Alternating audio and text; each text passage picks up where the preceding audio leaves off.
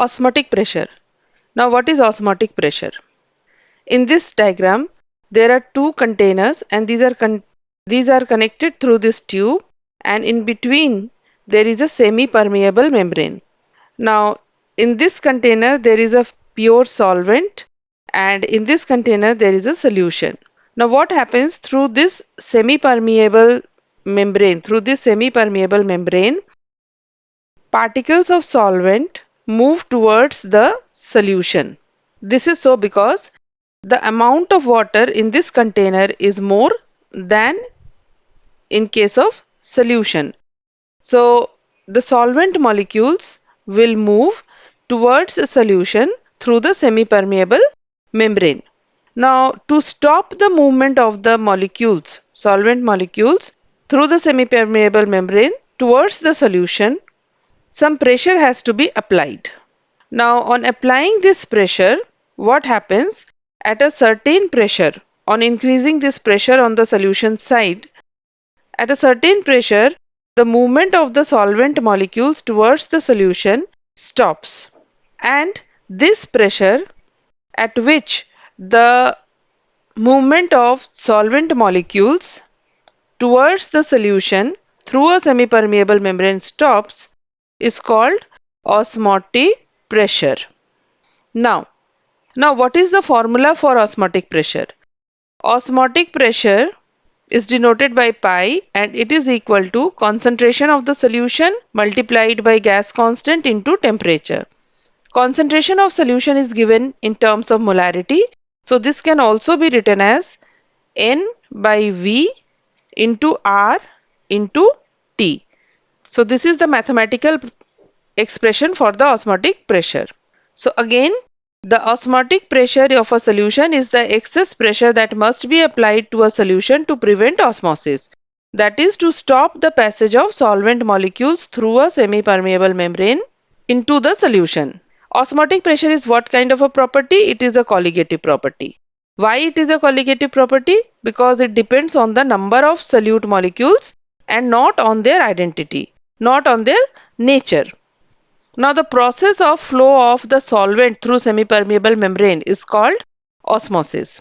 Now next is, what is a semi-permeable membrane?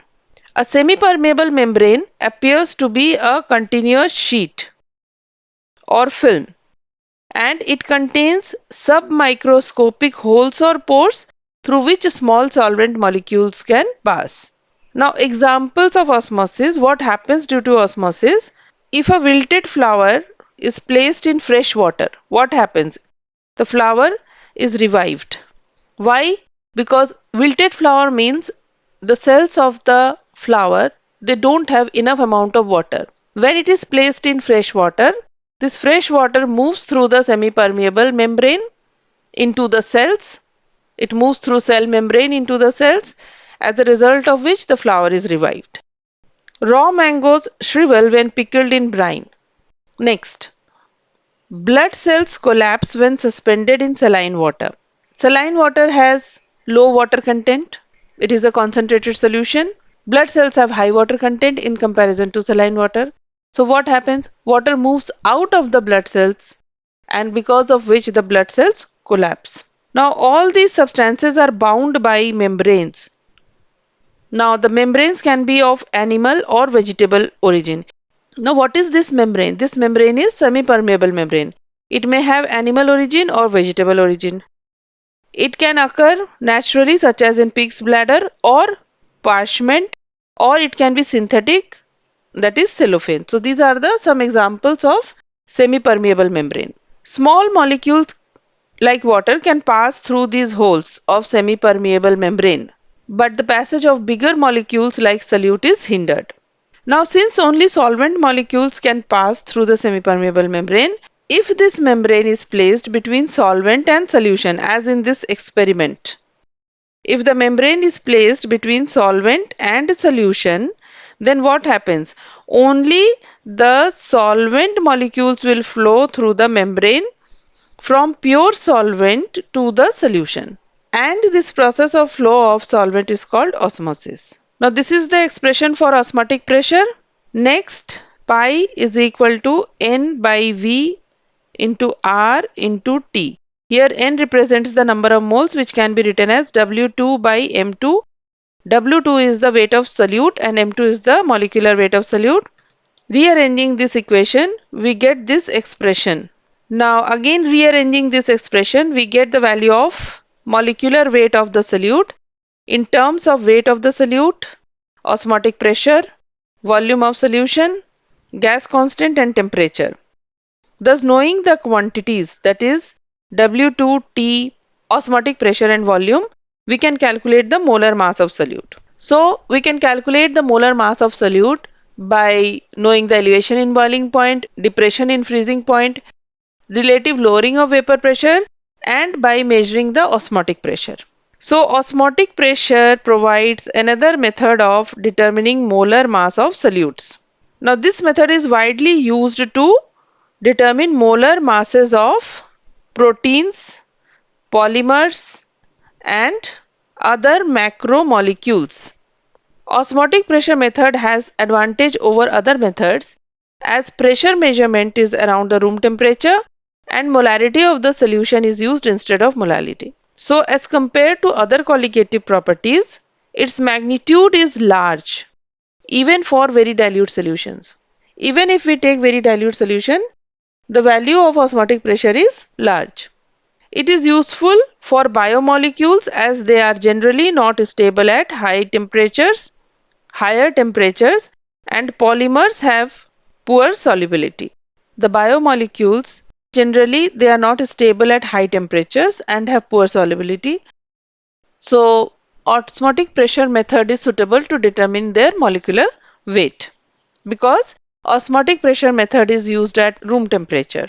Now three types of solution: isotonic solution, hypertonic solution and hypotonic solution. Two solutions having the same osmotic pressure at a given temperature are called isotonic solutions. When two such solutions are separated by semi-permeable membrane, no osmosis occurs. Then no osmosis occurs. Now, osmotic pressure associated with fluid inside the blood cells is equivalent to that of 0.9% mass by volume sodium chloride solution. So one side blood cells and another side NaCl, 0.9% NaCl. So the osmotic pressure of blood cells, the fluid inside blood cells, is equal to 0.9% solution of NaCl. Now this solution of NaCl is called normal saline solution and it is safe to inject intravenously. These two solutions are normal saline solution. These two solutions are isotonic. Now if the concentration of the solution of NaCl is more than 0.9%, if it is more than 0.9%, if the concentration of the NaCl solution is more than 0.9%, this is NaCl solution is more than 0.9%, then what will happen? Water will flow out from the blood cells and blood cells would shrink. Now this solution of NaCl which has concentration more than 0.9% is hypertonic. If the salt concentration, that is the concentration of NaCl solution is less than 0.9%, in that case water will flow inside the blood cells and the blood cells would swell. Now this NaCl solution in which the concentration of salt in the solution is less than 0.9% is called hypotonic solution.